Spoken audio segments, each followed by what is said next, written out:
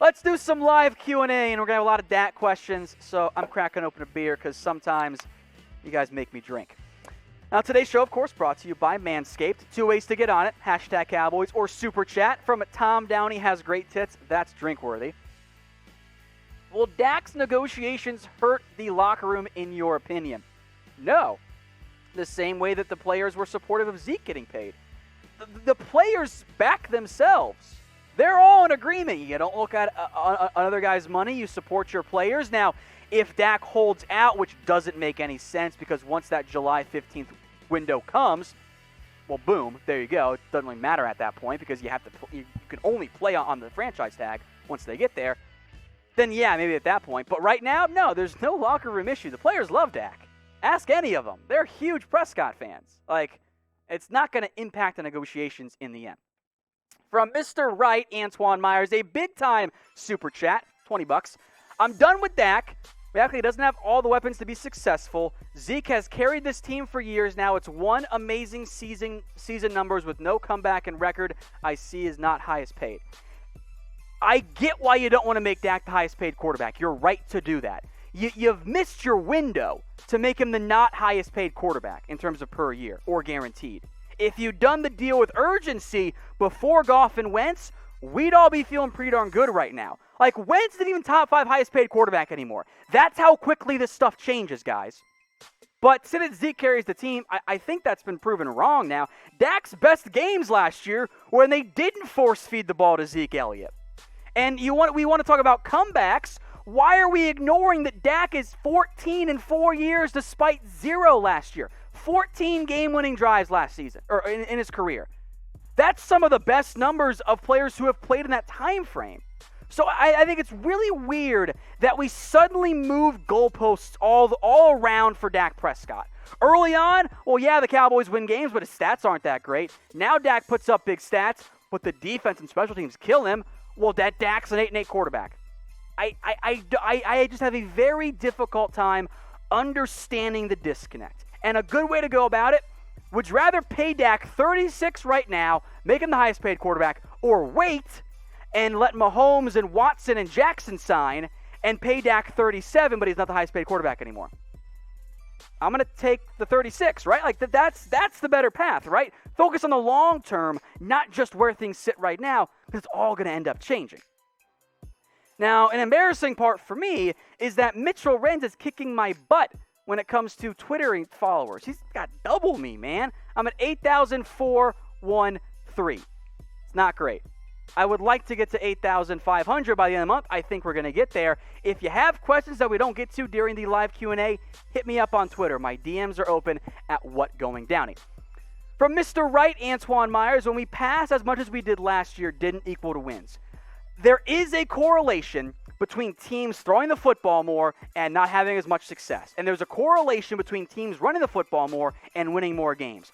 But the causation isn't always the same. If you're up in the fourth quarter, well, you're going to run the football. The Cowboys' passing offense overall, take the totality of it, was really good.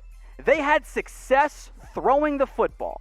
Now, they were behind in some games. Absolutely. The offense kind of had some stagnation at times. In fact, when you go back and pay attention to the games in which the Cowboys really tried to run the football a lot with no success, the Saints, the Vikings games, that was the issue. They had more success when Dak was throwing it, beyond, of course, that disastrous Eagles game in Week 16, when in reality, I really wish you would have had Andy Dalton, because I don't think Dak should have been in that game. He was not right by the end of the year. But I get your point, Mr. Wright. I totally get where you're coming from, and I appreciate that super chat.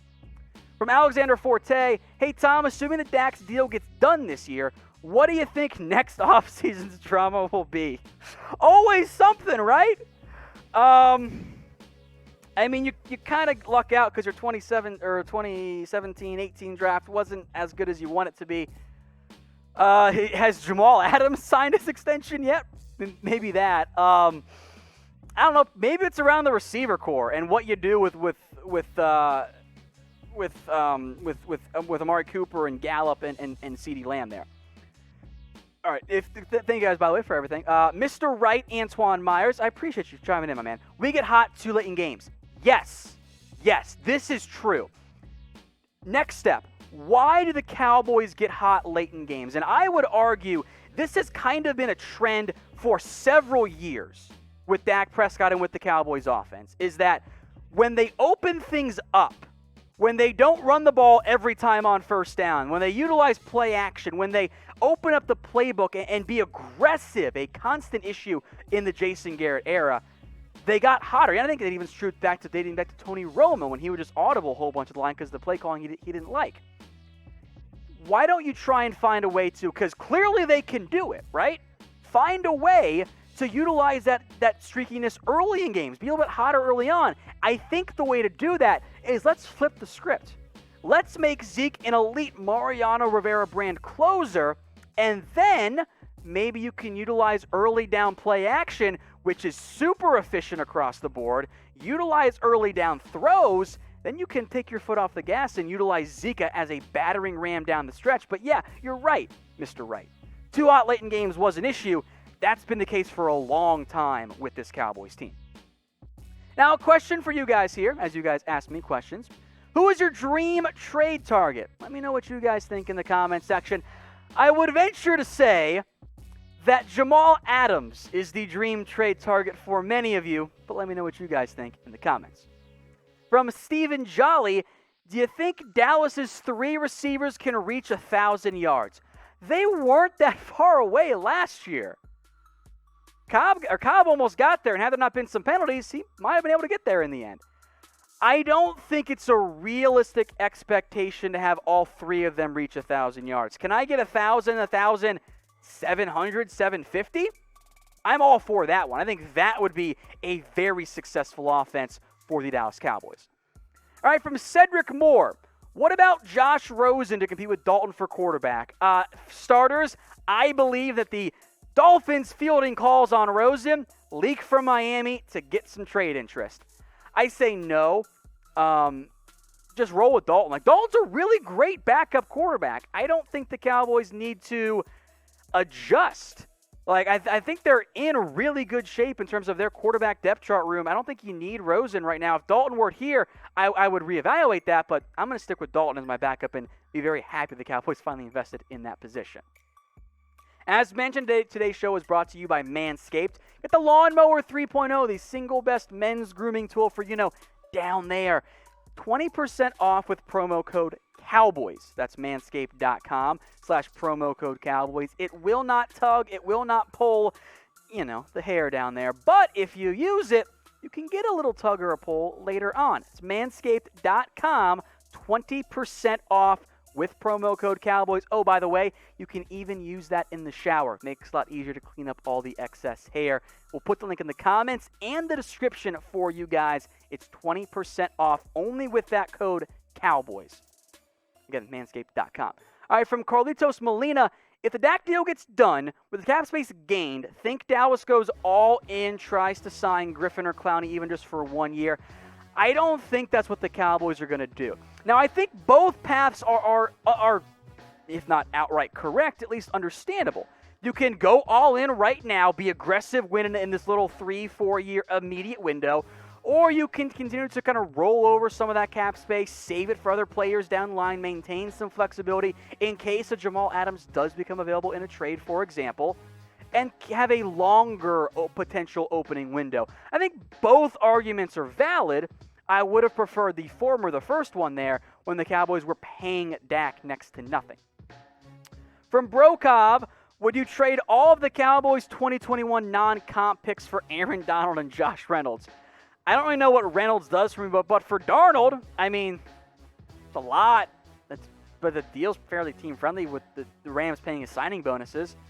Probably. I don't know why the Rams would do that, but yeah, I do a lot of bad stuff to go out and get Aaron Donald. From Rashard Lee, who does have a profile picture, just tough to see, should we sign Clay Matthews? I would explore the Matthews, addition. I think he could bring you depth at both edge rusher and even off-ball linebacker. Cheap veteran. I'd have interest. I wonder if he might wait closer till training camp to actually try and get that potential deal done. But he knows McCarthy. I'd explore it. Now, question for you guys is, will the Cowboys win the NFC East? Type Y for yes, type N for no. I think, yeah, they will. I think, yes, they will. I think the Cowboys will end up winning the NFC East. I think that they are better than the Eagles, so let me know what you guys think. From a kill, NFL comp for CeeDee Lamb, Biada, Chennai, Gallimore, and DiNucci based on how good they are in play style. If you go back and look at the draft pick breakdowns when we put those up back when the back happened, I think I mentioned the comps I had for them. The only one I can remember off the top of my head, CeeDee Lamb, was DeAndre Hopkins. I had someone for Gallimore, but I can't remember what it is right now, and it'll take me too long to search for it. But Lamb is the one that I would go with. From King J, after Dak, who is the next player to get paid? The next big contract you might be looking at is Michael Gallup. I think that might be your next big deal for the Cowboys in terms of just pure value. There will be other players paid. The Cowboys are in an okay, not ideal, but okay shape because, well, the Taco Charlton draft class was not very good. Did not pan out well. Those are the draft guys that are about to get paid now. So I don't think Awuzie gets the bag. Maybe you bring back one of Awuzie, Lewis, or two of, if you want to include Auckland or Xavier Woods. But I think your next expensive contract probably ends up being Michael Gallup. From Grayson Mitchell, what corner would you see Dallas trade for or trade away? I think, I'd love to get a big-name guy like Patrick Peterson. I don't think that's very likely. So I think you're looking at one of, if not multiple in terms of cuts, Chidobe Awuzie, Daryl Worley, Maurice Canaday, and I think you have to include Jordan Lewis there, as much as I don't want that to be the case. Because you paid Anthony Brown, you drafted 2 corners, that's 3. You're going to carry 7 plus CJ Goodwin potentially? The numbers simply do not add up. Emil wants me to do a Cowboys dance. Guys, I can't dance. Multiple times now this has been requested. You don't want to see it. You simply don't want it. Producer Alicia says 200 comments a minute, but I don't like that. Guys, I am a bad dancer. This is not a good thing. I guess if you want to spam dance, I'll try to do the Dak Prescott dance again for you, but I'm just not good at it. I got no flow in that area whatsoever. It's an embarrassment. From Raymond Lofton, what is a realistic expectation of CD's stats in terms of yards and touchdowns? Touchdowns, you're going to have a much bigger range because throw them some balls in the red zone, you end up being okay. I will put the over-under at yards at 750, and I think I might lean towards the over there. But remember, it's going to take some time for a rookie to ramp up in the NFL. Touchdowns I'll put at, let's do 6. How about that? Hey Cowboys fans, thanks for watching the Cowboys Report. If you haven't already, click right here to subscribe to our channel for all the best Cowboys coverage on the internet. That's news, rumors, highlights, mailbags, film studies, and a whole lot more. And I'm making your lives a little bit easier as well with the next Cowboys Report video right here.